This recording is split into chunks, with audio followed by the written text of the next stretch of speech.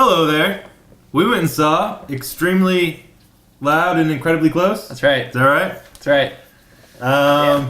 Matt had me in a really foul mood for the expectations because he didn't want to see it and he wasn't really explaining why. So let's go ahead and start with Matt. What'd you think of it? I would have thought it was better, but the volume in my theater was up too loud and I had to sit in the front row. Ugh.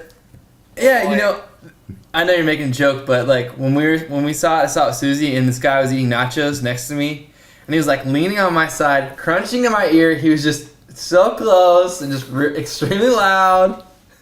9/11 is what this movie was about. That's funny because. Go ahead. What's that? Go ahead. Sorry.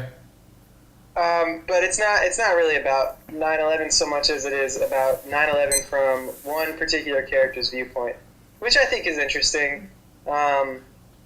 Because this kid, I don't know, Brian. I don't know why I didn't want to see it because I thought it was a pretty thought-provoking movie. Even if in the end I didn't really, I don't think I'd ever see it again. But I think it was good to have seen it once just so I could talk to you guys about it. After I saw it, I really wanted to talk to you guys about it. I had to wait till now. Yeah, me too. The big thing that I took away from it is that it depends on how much you like the narrator, how much you're going to enjoy the movie. Because, I don't know, the narrator, or basically the story, the kid, the protagonist the story's about, he has problems. I think he's borderline Asperger's, which at first I thought it was just an annoying kid actor, and then I thought it was just an annoying character, and then I kind of realized maybe that's how they're trying to make him. Yeah, he was either... Yeah, I'm like the exact same way. I started out like I thought I was going to be annoyed by him, but I think he was just like played the role really brilliantly. Mm-hmm. Really. Yeah. I think he did really well with it. And that's what was interesting to me is it's not really about 9/11. That's a tragedy it's set on, but really the tragedy is this kid who has this special needs. He loses the only person he can communicate with, his dad, the only one who can kind of reach him, because he says in the film like, I was tested for this stuff, but it was indecisive. It's kind of a joke line, but he doesn't have any teachers at school who can talk to him. No special program that he's in that we know of. And he lost the only person in the world that he can communicate with, and so that's what I thought was interesting. It was from a different. I have something in my eye. He's crying. See, it's an emotional movie, and just even talking about it now. But I thought it was a unique perspective that I can't remember the last time I saw something like that. And usually in films, when there's the kid with special needs or whatever, like in Modern Family, or it's kind of how people react to them. Wait, who's the special needs kid in Modern Family? Well, it's not Modern Family. It's like with Coach. I don't know what that is. What's that show? I'm thinking of Woody Harrelson. Parenthood. Yeah. Like, it's usually how people react to that kid and how they deal with that kid's problem. But this film, his perspective, like the shots of New York are claustrophobic, because everything scares him. And I was just totally surprised at how much I enjoyed the film. And, like, the theater was so quiet and, like, respected. Like, I was trying to get... Go ahead. I was trying to get Sour Jacks from Susie. She saw it. And I didn't realize it was that sad of a moment. But I reached over her and she's like tearing up and she's like, "Not now." That's funny because my theater is like the complete opposite. There were some people in the back that were laughing hysterically all throughout the entire movie. Yeah, we had one guy right in front of us thing. that was just the biggest goon, and he was laughing at everything. Yeah. Even if it wasn't a joke moment. That's something we started laughing. That's a defense people have when they're dealing with real stuff. Could have been. Well, it didn't take much for me to cry in a movie, but I did not cry at all during Extremely Loud and Incredibly Close. Man, our theater was like in tears. And like when there's a moment when kind of the whole journey for him finding this key. I think the trailer's really misleading, but the whole journey really is about him finding new ways to communicate with people. Right. Now that his dad's gone. And the journey, him coming out of his shell. And and growing up.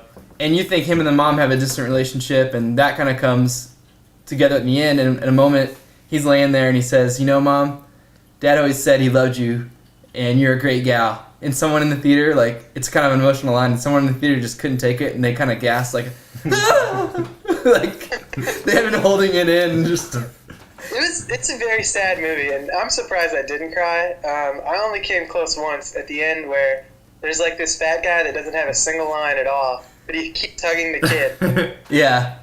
That's the only time I almost lost it. But There were some father-son moments that got me teary-eyed, and then when they were talking about what they missed most about him, at the end. Yeah. The end got is to me too. Yeah. that's weird because like I usually love Tom Hanks. I didn't care for Tom Hanks this movie. I didn't care for the kid in this movie.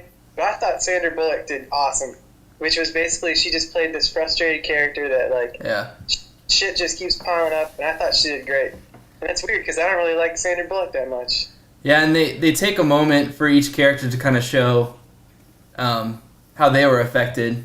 Like the grandma is more affected by the son being so upset. He's like under the bed not talking, and that's kind of her moment. They have the mother moment showing the phone call she got as the building was coming down, and I think they took some things they heard about, I don't know anything about the writer, but it seemed they took really real moments that people might have shared with them and kind of put them all together in this family setting.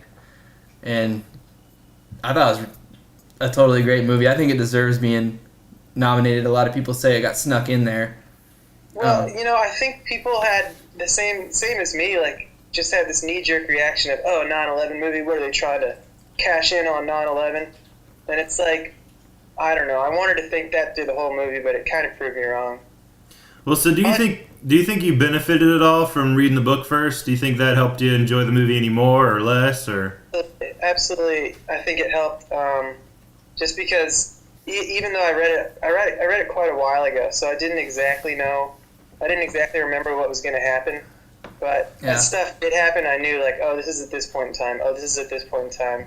Because the movie jumps around a lot timeline-wise. Yeah. But that being said, I don't know. You guys weren't confused by anything, were you? I mean, no, not at all.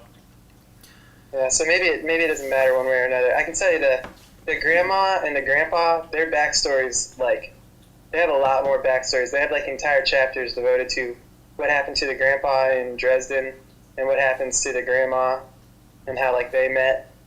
Yeah, I kind of like how the grandpa comes back into the scene after the father dies and he can't speak. So you got this kid who can't communicate and this grandfather who can't speak, but they... I like that they didn't have a little... Yeah, I like that he didn't talk at the end. Me too. Like a lot of, kind of a cheap thing that a lot of movies probably would have done.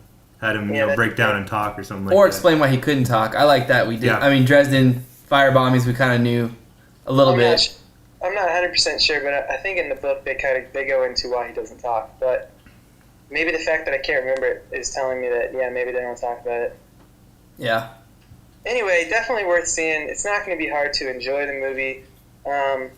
Even if it's something that I thought, again, I don't think I liked it as much as you guys did, but I think it's like watching American Horror Story or watching Two Broke Girls. It's something that if you're a fan of television, you're going to want to watch those shows because they're doing crazy new things. This is the same sort of thing. If you like movies, if you like watching movies. What crazy new things are they doing in Two Broke Girls? It's so interesting, like how a sitcom goes from pilot to... Dude, I've just been reading a lot about it. I know, it's so weird. I don't even know what Two Broke Girls is. That's a really good show to watch, like, as far as how you reveal character on sitcoms and stuff. I don't know. Okay. Matt's our TV expert on the show. Matt's the TV expert, Ryan's the movie expert, I'm the Netflix expert. In case you all didn't in case you didn't know. Alright, so... Show expert. Not hard to enjoy. I didn't have time to prepare a list. I'm sorry. Better or worse? Better. I think Max liked it. I did like it a lot more than the trailer. Both of us. The trailer is misleading. I mean, I liked it. There were some contrived moments that I didn't like the whole mother thing at the end where she was like did all the stuff before. That's a bit of you kind of it's so realistic. You kind of lose that it's a fantasy, but then it is a fantasy. That's just it. I think a lot of people watch the movie and were like, "This is bullshit. That kid would get raped and killed." Yeah. But then it's revealed sort of at the end that the mom has sort of been scoping out all these places and people that he's talking to, and so I thought maybe you guys would have liked that. They kind of explained it a little more. There's some stupid stuff if you want to go into it and ruin the movie, but Like the kid steals the answering machine because the dad calls a bunch of times and leaves messages and like pick up. I want you to pick up, not in a mean way, but and the kid switches out the answering machine. Like the mother wouldn't be the first thing she would check when she got home. Yeah. Yeah. And then like Right. the answering She, machine was she old. wouldn't ask the kid if he Yeah. called or left him messages rather than Well, checking the answer. but she has a cell phone, so maybe she assumed the dad would have called her cell phone. Well, he did. He did talk to her. That's what I'm saying. Yeah.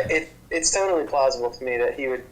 But it was an old machine, an old grubby machine. Yeah, it was, a little He off replaced color. it with a brand new one. But it was the same model. and She might have everything. known. Oh, she did know because she found his little stash. She found his stash. They didn't Yeah. show her finding the answer machine though. No. All right, not hard to enjoy. Great movie. Yeah. Go see it. Go see it. Thanks for watching. Matt, you made it through without any 9/11 jokes. Congratulations. I kind of did because we were giggling about nachos. When you watch it again, you'll see.